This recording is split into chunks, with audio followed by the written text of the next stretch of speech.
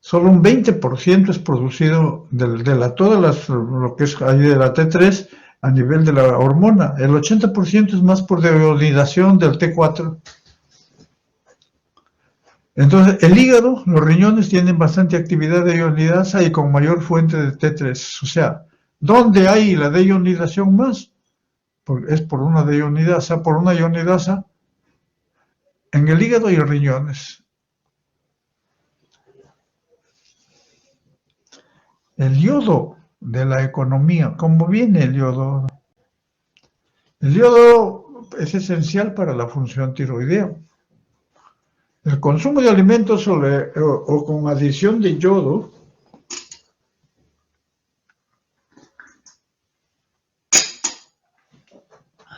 los alimentos ricos en yodo son comidas de mar, algas marinas, algunos vegetales, la sal de mar contiene algo de yodo.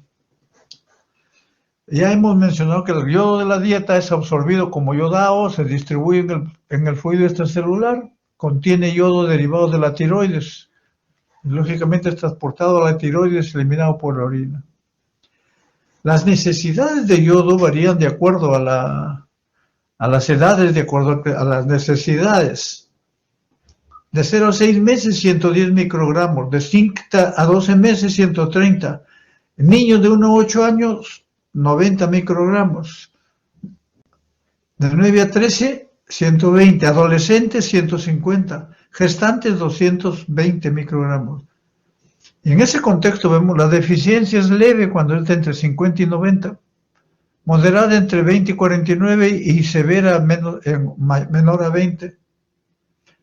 Lógicamente, las deficiencias de yodo, defecto en infantes da lugar a retardo mental en el crecimiento. O sea, es importantísimo esto, tener en cuenta las necesidades de yodo.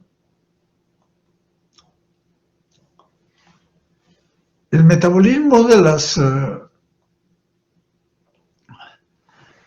T4 se forma más o menos entre 80 a 100 microgramos al día.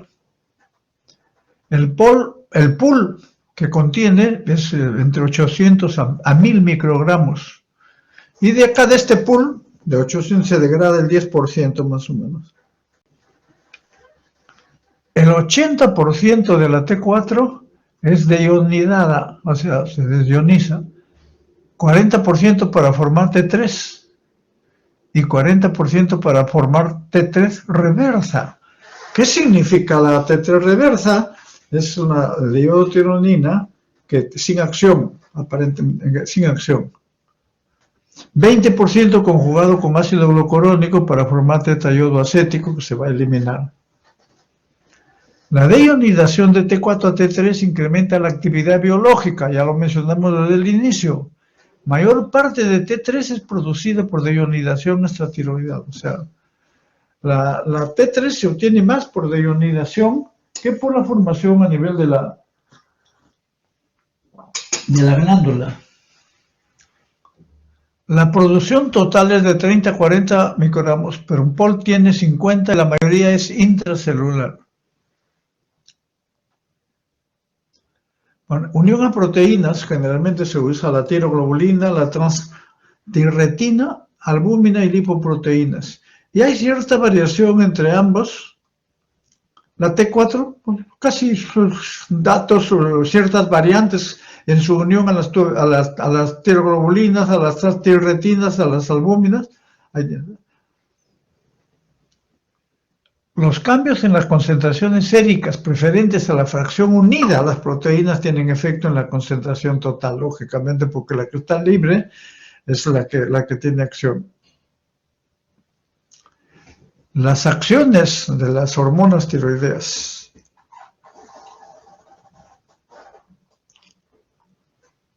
La T4 y la T3 entran a la célula por difusión y por transporte activo en el sistema nervioso central. Entonces, ahí es donde cumple una de las funciones. El T3 es derivado de la T4 disponible en todas las células. ¿Qué hace el T3? Modifica la transcripción génica en todos los tejidos para alterar la síntesis proteica. Entonces, La T3 tiene actividad 5 veces mayor que la T4 con diferentes acciones en diferentes tejidos. Ya hemos mencionado que la más activa es la T3. Y hemos mencionado también que el 80% de la T3 circulante es derivado de la conversión de T4 a T3 y 20% de la secreción tiroidea. Esto ya lo mencionamos en antes. Las acciones es el efecto en el desarrollo neural y somático durante la vida fetal, o sea, no les puede faltar yodo a los fetos, sino ya, y los primeros años de vida postnatal también. Entonces, fundamental, es necesario, muy necesario. Los blancos mayores, donde actúan, o sea, donde actúan esqueleto, corazón, regulación metabólica.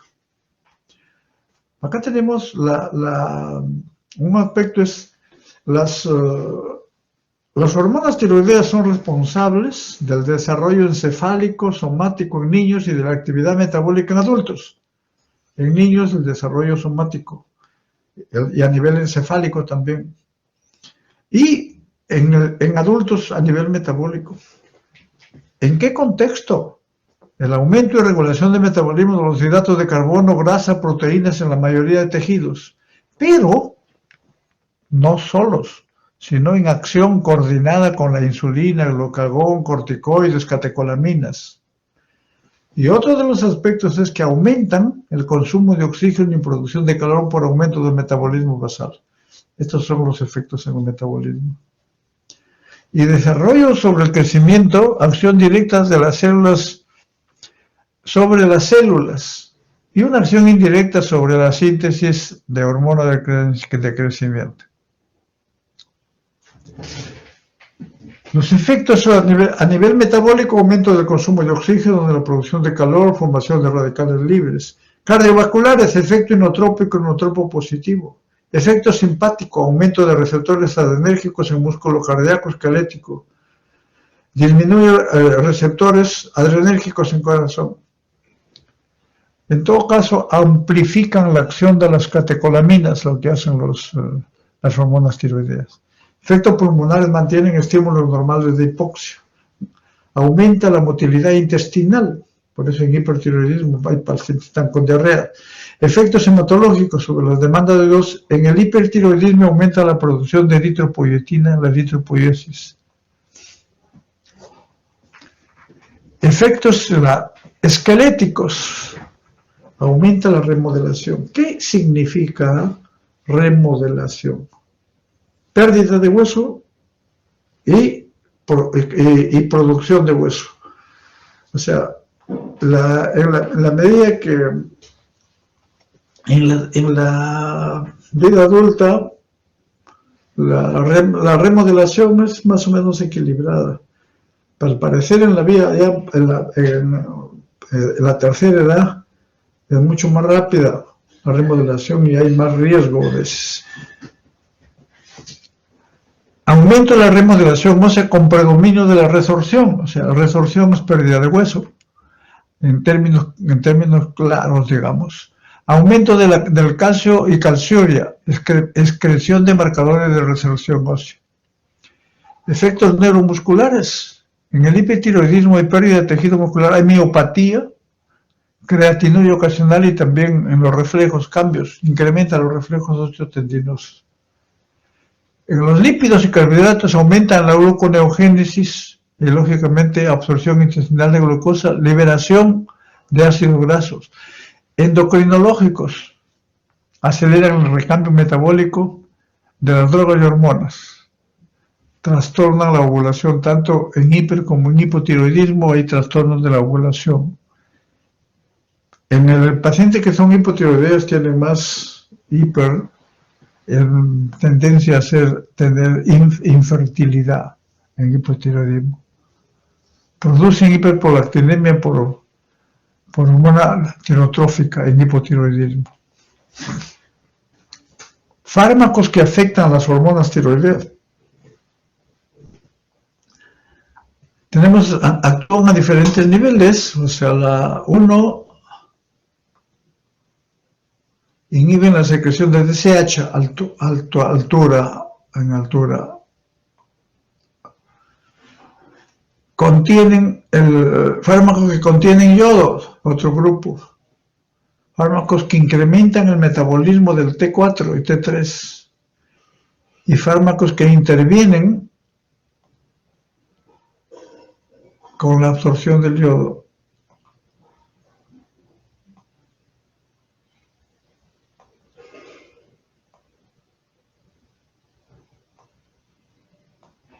Que intervienen con la absorción del yodo. Entonces, tenemos acá 4 grupos de fármacos. Esto es importantísimo tenerlo en cuenta para para cuando uno administra el monotiroideo. Los que inhiben la secreción de TSH.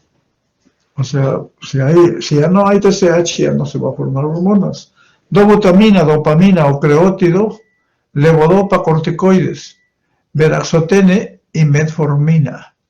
Entonces, los pacientes que toman metformina, que es un antidiabético, que incrementa la sensibilidad a las insulinas y favorece el uso por los músculos y los tejidos, otros tejidos adiposos también, y en hígado también. Entonces, estos inhiben la liberación de TSH y por lo tanto puede disminuir la producción de hormonas. Fármacos que contienen yodo pueden producir hiper o hipo. El litio, interferón alfa, o sea, pacientes que van a recibir enfermedades inmunológicas, interferón alfa, interleuquina 2, inhibidores de tirosina quinasa, que inclusive para neoplasias también se ve, inhibidores de proteasas en caso de VIH. Estos también interfieren, pueden producir hipo o pueden producir hipertiroidismo. Tener en cuenta entonces fármacos que contienen yodo, depende de las cantidades, fármacos que intervienen en la secreción de TSH y fármacos que incrementan el metabolismo. Si incrementan el metabolismo, va a incrementar el metabolismo, va a disminuir sus concentraciones y va a disminuir los efectos. ¿Y cuáles son? Los famosos inductores enzimáticos: fenobarbital, fenitoína, rifampicina, carbamazepina y imatinib. Y por último tenemos los fármacos que intervienen con la absorción: carbonato de calcio, colestiramina, colestipol, inhibidor de bomba de protones, sulfato ferroso, sertralina, raloxifeno, sucralfato, ciprofloxacina, café también, todo lo que interfiere. ¿Cuál es la implicancia de esto? Es preferible tomarlo de levotirosina 1 hora antes de los alimentos, del desayuno, en ayunos, de preferencia. Y si ya tiene que tomar esto después, 1 hora antes o 2 horas después, el preferible es 1 hora antes. Todos estos fármacos ya lo hemos mencionado anteriormente, son moduladores de los estrógenos. Entonces, esto en ayunas, digamos, si se utiliza esto es probablemente que no se absorba la cantidad, no se absorba lo suficiente para producir los efectos que uno desea. Entonces,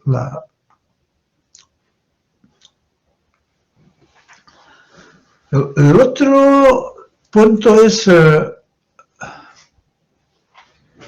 la alteración del transporte de la hormona tiroidea T4 y T3. O sea, no alteración del TSH, no aumento de producción, no aumento de metabolismo, sino alteraciones en el transporte. Lógicamente, incremento de la tiroglobulina, los estrógenos, tamoxifeno, mitotano, fluoracilo, que estos se utilizan sobre todo cuando hablemos de neoplasia, de farmacología de neoplasia, disminución de la TBG, andrógeno, glucocorticoides, entonces alteraciones en el transporte. Alteraciones del metabolismo con modificaciones de T4 y T3, pero no del TSH.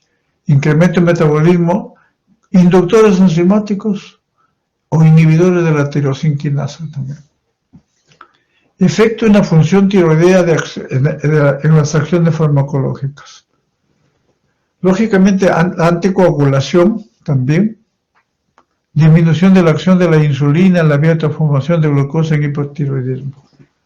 Todo, lógicamente, está coordinado, está en relación con, digamos que hemos mencionado, con el metabolismo, pero siempre en coordinación con insulina, glucagón, etcétera, hemos visto.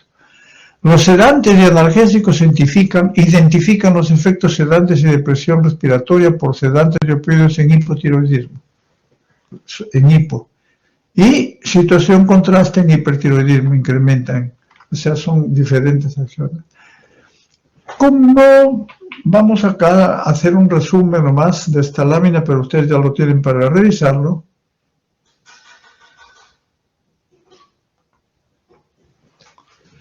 ¿Qué es lo que se solicita en términos generales? Todo esto se solicita, pero tienen específicamente en ciertas situaciones, no a todos. Pero lo importante cuando uno quiere hacer función tiroidea, tiroxina total, triodotironina, la libre, T3 libre, T4 libre y TSH. Esos son los tres que se utilizan. Alguna vez se da captación, otra vez se hace los autoanticuerpos de tiroglobulina, de contraperoxidasa. Esto se hace en ciertas situaciones, pero esto es lo que se pide. Si yo tengo, estos son los valores normales, lógicamente depende de la referencia que den los laboratorios, pero este es uno de ellos. Si la tiroxina en hipotiroidismo la T4 está bajo, en hipertiroidismo está alto. En hipotiroidismo la T3 puede estar normal o bajo, pero la estimulante está alta. La TSH está alta, o sea, la hormona estimulante de la tiroides TSH está alta. ¿Y qué sucede? En el hipertiroidismo todo está alto, excepto la TSH que está baja. Entonces, esta es una diferencia entre uno y otro. Luego ya viene el resto lo vamos a ver de repente en algunas de las patologías que vamos a mencionar. Ahí tenemos el hipotiroidismo.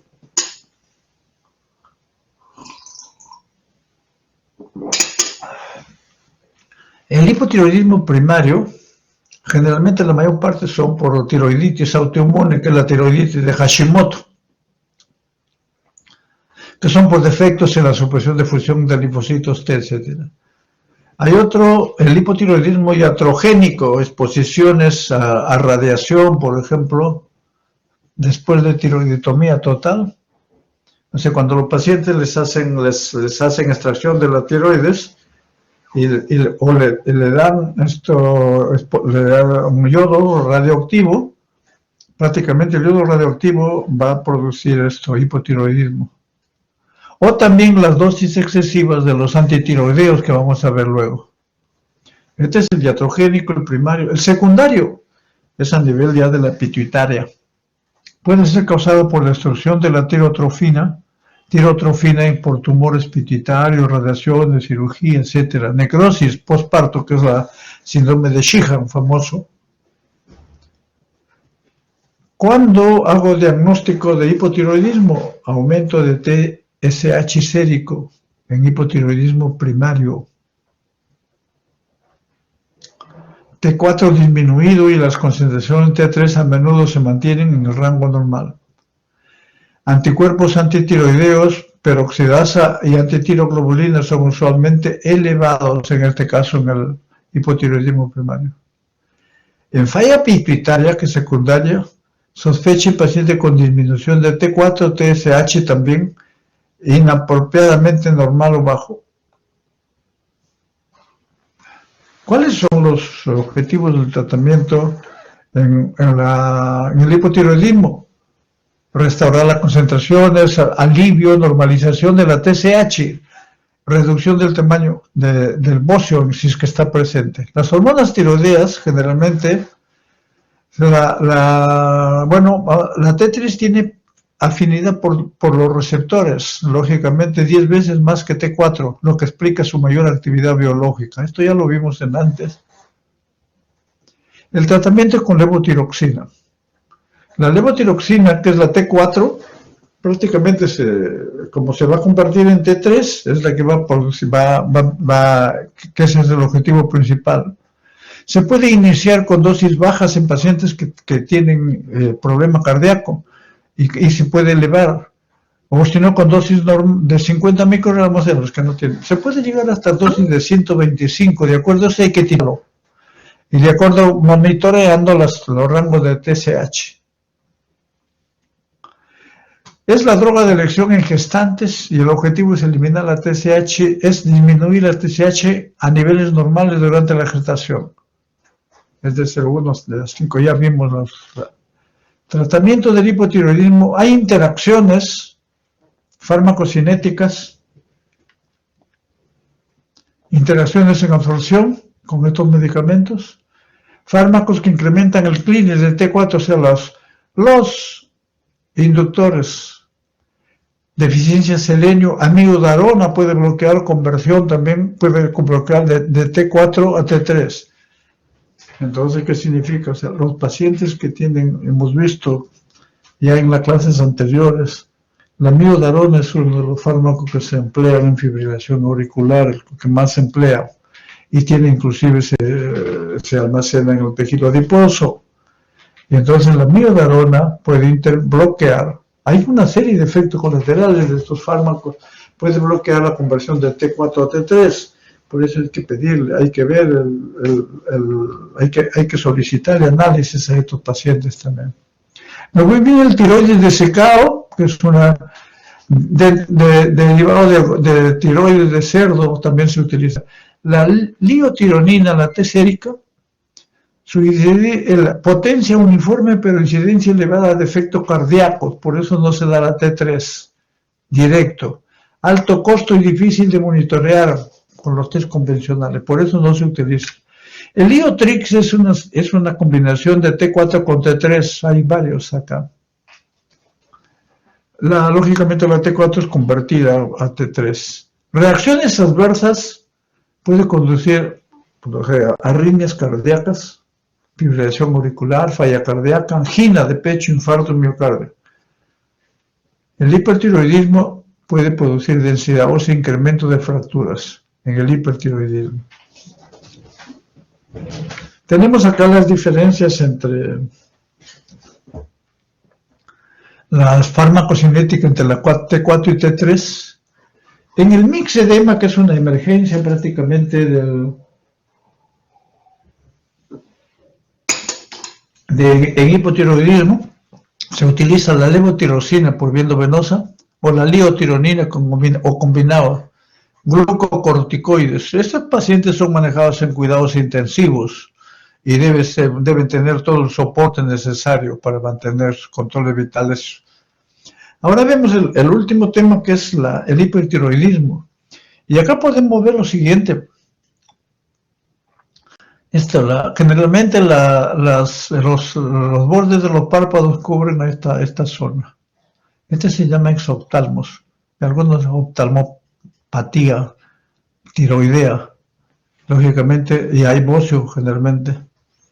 Luego tienen los reflejos aumentados, hay problemas de taquicardia, arritmias, problemas de gastrointestinales, problemas diarreas, etcétera, etcétera.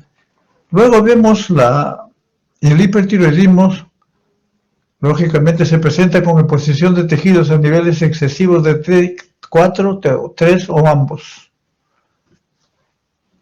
Una de las causas de tirotoxicosis se refiere a sobreproducción de hormona tiroidea por la tiroides. Más produce esto. Hay los tumores pituitarios que segregan TSH también liberan biológicamente, que no responde al control de feedback.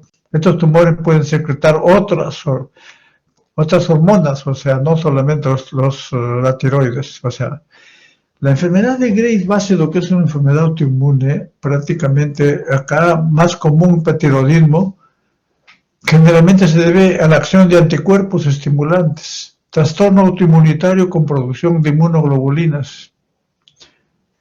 Entonces se presenta anticuerpos antitiroglobulina y antiperoxidasa tiroidea. Esto es lo que se utiliza para, en caso de hipertiroidismo, hay que solicitar. ¿Cómo se puede presentar el hipertiroidismo? Como nódulo tiroideo autónomo. A veces es un nódulo, dice nódulo frío o nódulo caliente, pero un nódulo aparte, que les hacen con gammagrafía o les hacen con ecografía, ¿no? Bocio multinodular. Y hay otras que no es infrecuente, tampoco es muy frecuente, pero tampoco es infrecuente, tiroiditis granulomatosa de Kerrbay. Yo tuvimos dos casos que también les conté al grupo del día de ayer. Una paciente una señora que trabajaba como secretaria ahí en el consultorio con nosotros, un día pidió permiso urgente, me dijo, doctor, necesito que me vea el traumatólogo porque mi cuello me estalla, tengo un dolor tremendo. Yo le digo, no hay problema, tome asiento, porque yo me acostumbré primero a examinarlo, tome asiento y después yo lo derivo. ¿Está bien? Ya, doctor, le toco la tiroides, estaba crecida y un dolor tremendo. Era una tiroiditis de Kerrbay, que puede producir hipertiroidismo al inicio. Eso se recupera. El otro paciente fue un paciente, un infectólogo que se hospitalizó porque tenía un problema. Era de otro hospital, se hospitalizó en Rebagliati porque tenía un problema, según él, fiebre tifoidea, tenía fiebre, malestar, estreñimiento.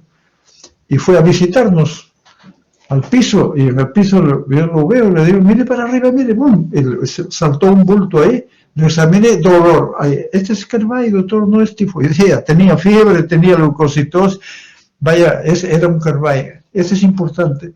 Y acá les recomiendo lo mismo que les recomendé el día de ayer. Cuando ustedes van a aprender en el próximo ciclo ya semiología, acostúmbrense a hacer un examen general. Lo más, lógicamente el tiempo no les da mucho, pero tienen que acostumbrarse. Yo desde que les doy la mano al paciente me estoy dando cuenta cómo están sus dedos, cómo está todo su mano, etcétera, etcétera. Luego desde que está mirando lo veo cómo, y después cuando pasa saliva o no pasa saliva le examino el cuello, todo lo examino en términos generales, lo más importante, pero hay que examinarle todo. Si no, el tratamiento es integral, ya siempre hemos dicho. Bueno, entonces, ¿cuál es el objetivo del tratamiento acá? Eliminar el exceso de hormonas tiroideas, de acuerdo al tipo, minimizar síntomas. La terapia no farmacológica es la remoción quirúrgica. La farmacológica son los antitiroideos, el metimazol, propiltiazilo, iodo radioactivo y bloqueadores adrenérgicos.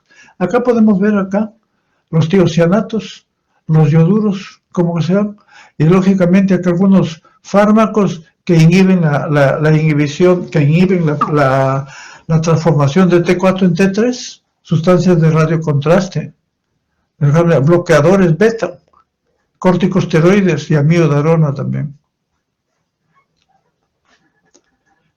Podemos ver acá los fármacos utilizados son los tiocianatos a este nivel de la entrada, las tionamidas, los ioduros, dosis elevadas a nivel a este nivel. Los ioduros a nivel ya de la liberación inhiben, y el propiltiazilo en la transformación de T4 a T3. Tenemos en esta lámina, que lo van a ver con más detenimiento, donde actúa de los inhibidores, transporte activo del yodo, eniodación de la tiroglobulina, las tionamidas, propiltiazilo, metimazol, tiocianato, amilinas.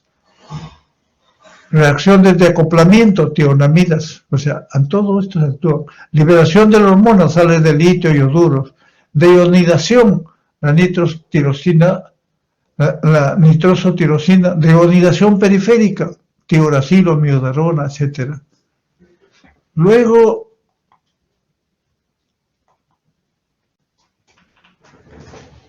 también tenemos el yodo radioactivo, que generalmente la administramos en hipertiroidismo cuando hay fracaso quirúrgico o farmacológico. ¿Qué pasa al paciente? Cuando llega un paciente con hipertiroidismo, planifico bien qué le hago. Digo, ¿le voy a sacar la tiroides o le voy a dar antitiroideos? Dependiendo del paciente, se lo decide el especialista. Si ha fracasado con ambos, prácticamente le dan un yodo radioactivo, que se administra por vía oral. Prácticamente es captado selectivamente por la tiroides y lesiona las células, emite radiaciones beta, afecta solo las células foliculares. Los efectos tiroideos empiezan a manifestarse a los 2 o 3 meses. Generalmente hacen hipotiroidismo cada año, por eso hay que estar controlándolo. Después hay que hablar de tratamiento. Está contraindicado embarazo y la ataxia. Durante los primeros días de tratamiento con yodo hay que aislarlo al paciente para evitar la contaminación radioactiva. Y cuando hemos visto la lámina de Grace Bassett, hemos visto que hay exoftalmos. Esto, lógicamente, cuando se da yodo radioactivo, en estos casos la oftalmopatía no mejora, por lo tanto que hay que administrar corticoides antes, 2 semanas antes del dar el yodo, hasta 6 semanas después de administrar el yodo para evitar el empeoramiento de la oftalmopatía. Dentro de los fármacos que se utilizan tenemos el metimazol, propiltiuracilo. Generalmente los efectos clínicos se observan después de varias semanas, cuando las reservas han sido agotadas. La farmacocinética del metimazol por vía oral, pero tenemos un aspecto importante. El metimazol dura 36 horas su efecto. Estas son las características farmacocinéticas. Pero hay algo importante acá, vamos a ver sobre la reacción. Estas son las características farmacocinéticas de la propiltiuracilo y metimazol. Las reacciones adversas son severas. Hematológicas con metimazol. No es metamizol, es metamizol, es las pirozolonas, la dipirona. Este es el metimazol. Agranulocitopenia pasajera, dosis dependiente, más común en personas mayores. Agranulocitosis es un problema también bastante serio. El propiltiuracilo produce falla hepática. Lógicamente, las indicaciones de los antitiroideos es en hipertiroidismo, en bocio tóxico difuso previo a la cirugía, dan como parte del tratamiento crisis tirotóxica. Se usan también beta bloqueadores.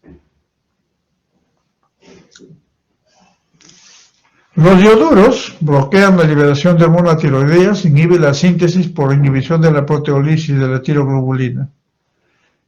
Decrece el tamaño y la vascularización de la glándula. Por esta razón se usan, antes de ser operados los pacientes, le dan ioduros, yoduro potasio, prácticamente para como terapia adjunta para preparación en pacientes hipertiroideos, a los cuales se les va a practicar tiroidectomía.